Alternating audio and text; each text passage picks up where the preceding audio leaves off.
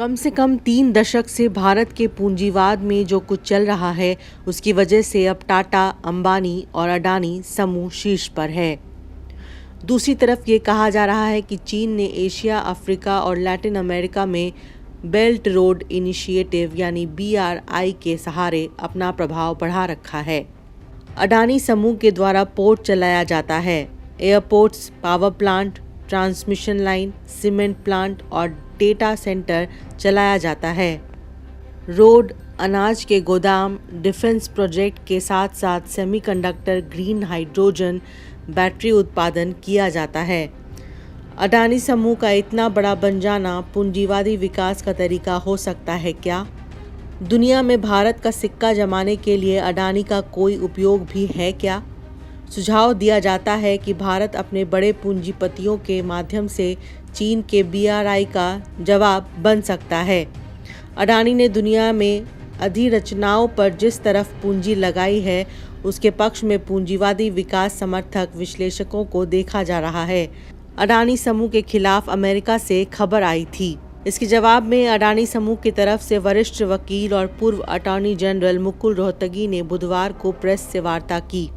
मुकुल रोहतगी ने कहा कि अमेरिका के डिपार्टमेंट ऑफ जस्टिस DOJ और अमेरिका के ही सिक्योरिटी एक्सचेंज कमीशन SEC में जो मामले लाए गए हैं वह गौतम अडानी और उनके भतीजे पर नहीं बनते हैं। कांग्रेस ने जवाब देते हुए सरकार समर्थन ने क्रॉनिक कैपिटलिज्म का आरोप लगाया है। अडानी पर कई देशों में मुकदमा चल रहा है, उंगली उठ रही है, परंतु भारत में अडानी समूह सुरक्षित है। इस पर कांग्रेस लगातार प्रश्न चिन्ह लगाती रही है। अडानी समूह की शिकायत है कि उसे अमेरिका में बदनाम किया गया और इससे उनकी कंपनी को $55 बिलियन यानी लगभग $40 अरब का नुकसान हुआ है। 2000 करोड़ रुपए घूस देने का आरोपित तो है ही, और इस आरोप के चर्चा में आने के बाद अडानी समूह को शेयर बाजार में भारी झटका लगा है। अडानी को क्रॉनिक कैपिटलिज्म का दोषी बताया जाता है। इसका अनुवाद उत्पीड़क कैपिटलिज्म का मित्रता पर आधारित कैपिटलिज्म किया जा सकता है, यानी कि यहाँ नरेंद्र मोदी के मित्रता से अडानी एक बड़ा घराना बन गया है। कांग्रेस पूंजीवादी विकास के जिस पैमाने पर बराबर बोल रही है, उसकी व्याख्या करने से कैसी तस्वीर बनेगी, इसे कांग्रेस स्पष्ट नहीं कर सकती। बल्कि क्रॉनिक कैपिटलिज्म मनमोहन शासन में 10 वर्षों के बीच ही उभरा हुआ शब्द है। सिद्धांत लिस्ट राजनीति के लिए यह चर्चा का एजेंडा तो रहता है, परंतु व्यवहारिक रूप से सरकारों के चलने में कभी भी इन आरोपों को ध्यान में नहीं लिया गया है।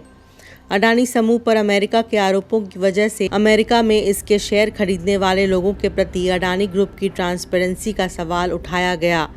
घूस देकर भारत के कई राज्यों में अडानी समूह ने ग्रीन एनर्जी के लिए आधार बनाया। आरोप ये लग रहा है कि अडानी समूह ने शेयर खरीदने वालों से यह सब बातें छुपा कर रखी थीं। कांग्रेस ने पूंजीवादी विकास से तो इनकार नहीं किया है। कांग्रेस का आरोप यह है कि भारत में इस रकम के मुकाबले मामूली रकम के लिए एनफोर्समेंट डायरेक्टोरेट यानी ED और अन्य जांच एजेंसियां सक्रिय हो जाती हैं। अडानी को इतने भारी भरकम गोरख धंधे में बचा लिया जाता है।